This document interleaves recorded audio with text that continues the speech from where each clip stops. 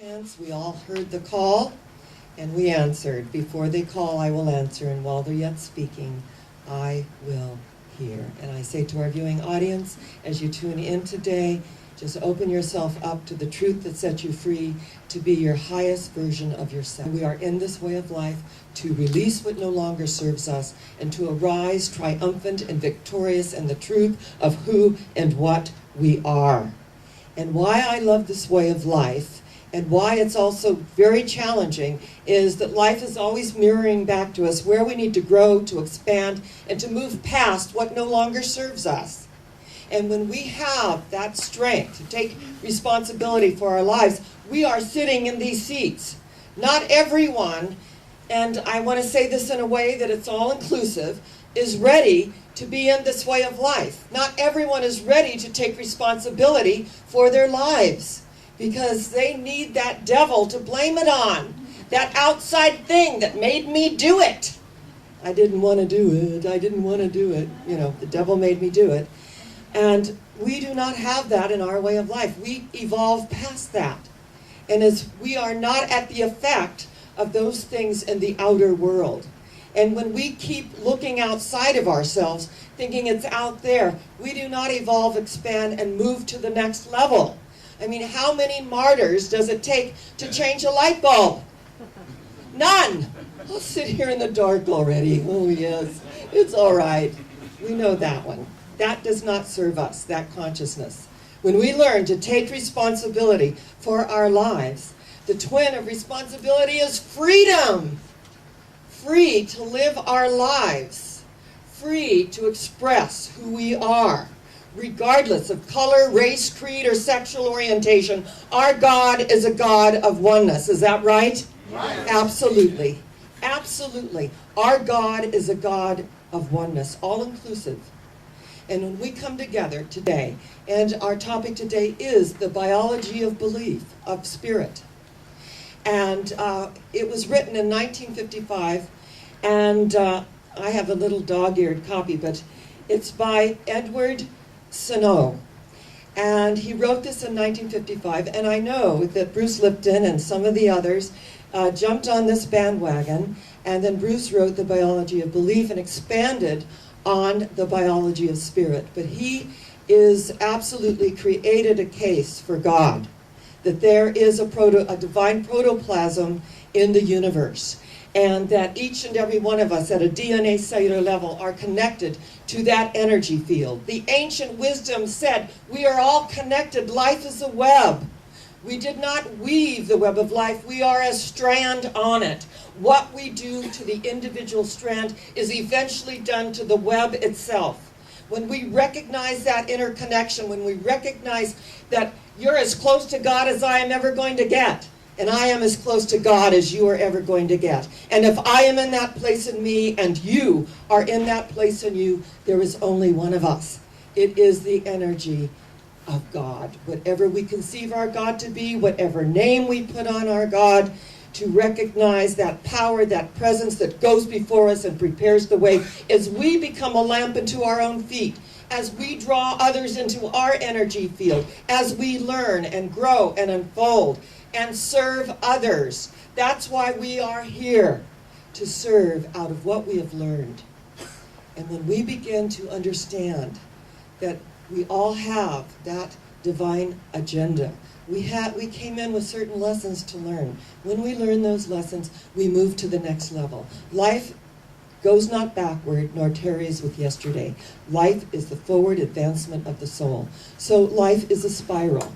And with each new revolution of that shift, of moving to the next level, it feels like a disorientation, and it feels uncomfortable, and there's all kinds of feelings, and then finally we step into it, and we own it, and we think, wow, why was I ever concerned? But while we're in it, and when I feel those feelings, and I'm in it, that is my signal to go within, to speak my word.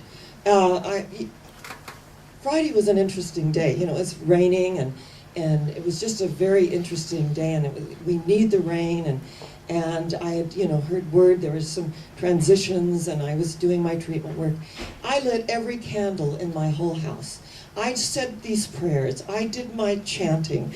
I did this energy field until I felt in myself that it is done, that I feel the oneness, that I'm not trying to receive anything or trying to get anything, that I feel it, I know it, I am that. When we come to that place of knowingness, that's a spiritual mind treatment. Greg Braden, who is a wonderful spiritual teacher, who is an engineer and a geologist and did a lot of other things, lives in New Mexico. He's written The Divine Matrix and many wonderful, wonderful books. And he was saying that he had a native friend from the indigenous peoples, and that they live in New Mexico, and there was a drought. And he said the drought went on for a couple of years, and finally his friend called him and said, I'm going up on the mountain to pray rain. Would you like to come with me? And he goes, oh, I'm very interested. Yes, and he said they went, it just seems like thousands of feet up. And they came to the summit with an ancient stone circle. And that his friend stepped into the circle, and that he bowed, and he did the 4 directions. And he called in the ancestors into this energy field. He bowed again, and then he stepped out of the circle, and he said, I'm hungry, let's get something to eat. He said, well, I thought you were gonna teach me these prayers and pray for rain. He goes, pray for rain? That would defeat the purpose. We don't pray for something. That automatically connotates that we don't have it. I pray rain. And when I pray rain, I feel the energy of the mud in my feet, my bare feet. I smell the energy of the rain off the Pueblo buildings.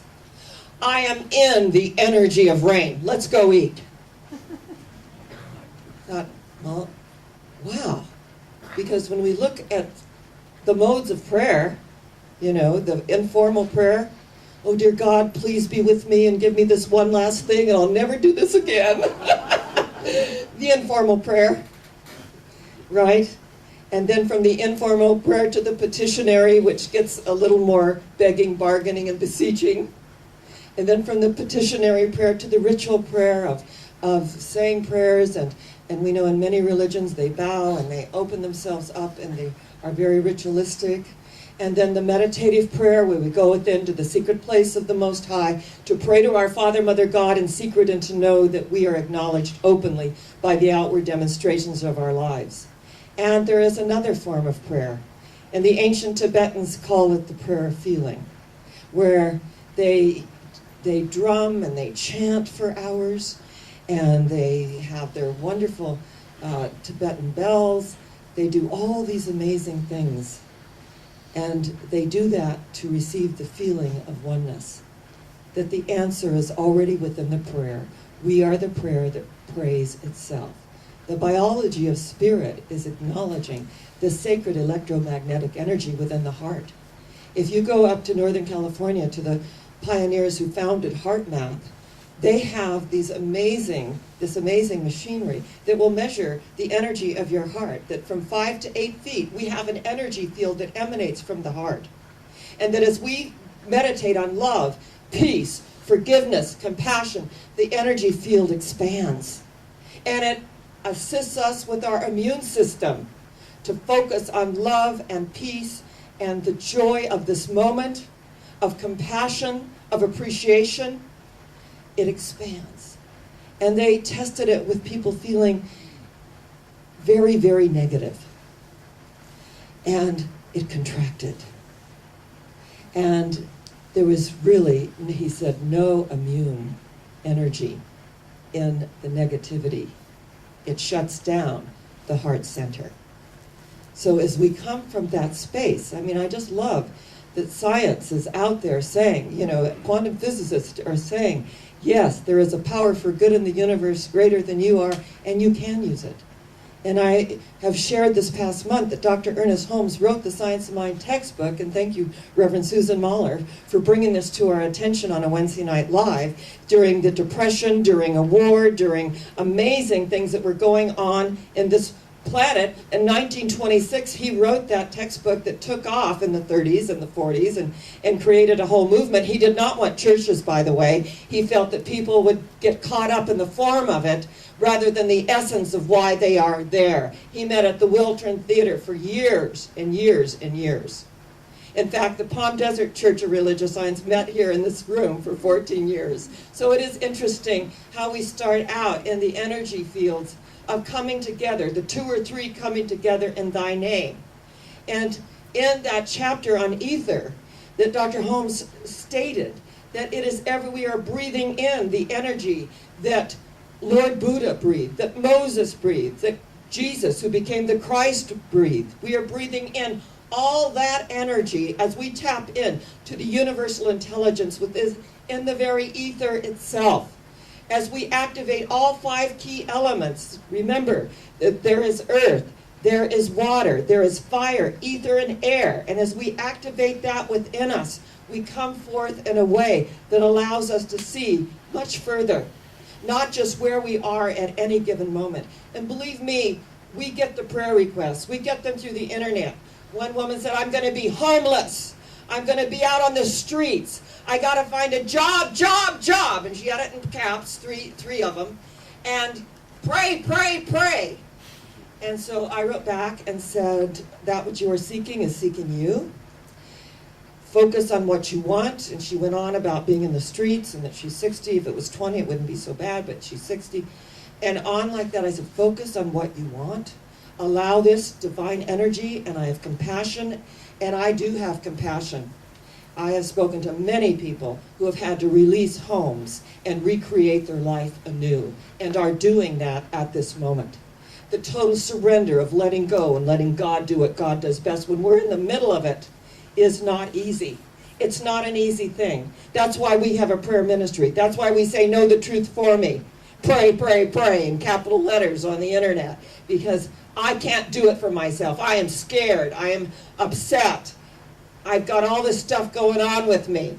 So I just wrote back and just did another treatment for her and just wrote back and spoke my word, knowing that she and God are the majority. That all these appearances that are going on are just appearances. Let them go. Release them to their native nothingness from whence they came, which is a lot easier said than done when you are going through it. It's an entirely different thing, as we all know. I mean, we can say, smile and the world smiles with you, but we have to reach out when we are not feeling that place of peace. We have to do whatever it takes to get there, and that is to let go. And all the stuff that's going on, we let go. We allow the higher power to come forth.